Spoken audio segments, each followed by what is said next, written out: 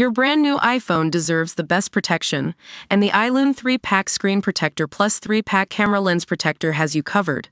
Don't take risks with your iPhone. Click the link in the video description to shop now on Amazon. Inside the UK Navy's new Death Ray, weapons boosting air defense against Russia. To view this video, please enable JavaScript and consider upgrading to a web browser that supports HTML5. Video. Up next, the Royal Navy will install 4 new cutting-edge weapon systems on its warships to help defend against air attacks from Russia and the Houthis.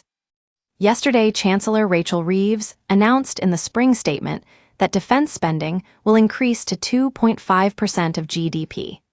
And some of that extra cash will go towards 4 Dragonfire direct energy weapons.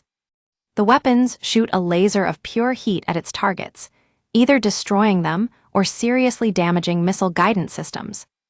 And they're so accurate they could hit a target the size of a 1-pound coin from 0.6 miles, 1 km, away.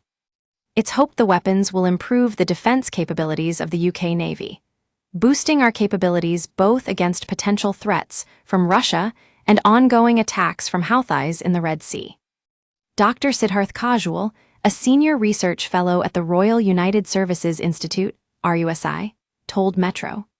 What Dragonfire provides is a low-cost per-shot capability that fills an intermediate space between surface-to-air missiles, which cover many tens of kilometers, and close-range weapons on a ship, which are often a last resort.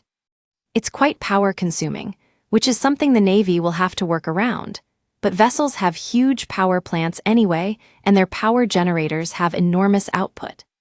The Dragonfire Death Laser comes to life after the ship's radar detects an incoming threat, such as a missile or drone. Dragonfire will then target and track its path, before shooting it down with a 55-kilowatt laser, which burns a hole through it. It hasn't yet been confirmed which Navy ships will be fitted with the new weapon, but it's thought 4 of our 6 Type 45 destroyers will receive them, with the HMS Queen Elizabeth and HMS Prince of Wales potentially receiving them at a later date, Mail Online reports. The direct energy weapons are certainly an area of interest for navies around the world, Dr. Kajwal said, adding that the U.S. Navy has recently trialed similar weapons. He explained that these types of weapon have a high performance for its output and are pretty cleverly engineered. One major bonus of the Dragonfire system is that it is powered using existing power systems already located on board. This means it doesn't need expensive ammo, costing only about £10 to fire, and reduces how often a ship needs to dock to receive more ammo for conventional weapons. Dr. David Blagden is Associate Professor in International Security and Strategy at the University of Exeter. He told Metro that Dragonfire does have its limits. Lasers rely on direct line of sight, can be impeded by things like smoke or vapor, might be countered by incoming weapons, own heat shielding, and will need to be aimed quickly and accurately enough by a sufficiently advanced targeting radar, he explained. But Dragonfire can be a valuable complement to such air defense missiles and guns, unencumbered by the same scarcity constraints, particularly for defending against things like drone swarms, where each incoming munition is not especially fast or capable by itself, but where adversaries may try to swamp traditional air defense missiles and guns with the sheer number of attack drones. Before the spring statement, the Ministry of Defense, MODI, had only committed to installing 1 prototype Dragonfire on a single ship.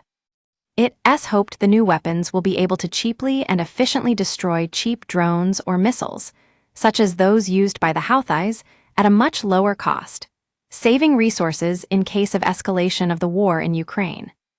Russia relies quite heavily on missile attacks to hold stronger navies at arm's length, so this improvement of air missile defense represents something of a challenge for them, Dr. Kajwal explained. Some of the weapons used by Russia tend to be designed to overwhelm defense by brute force.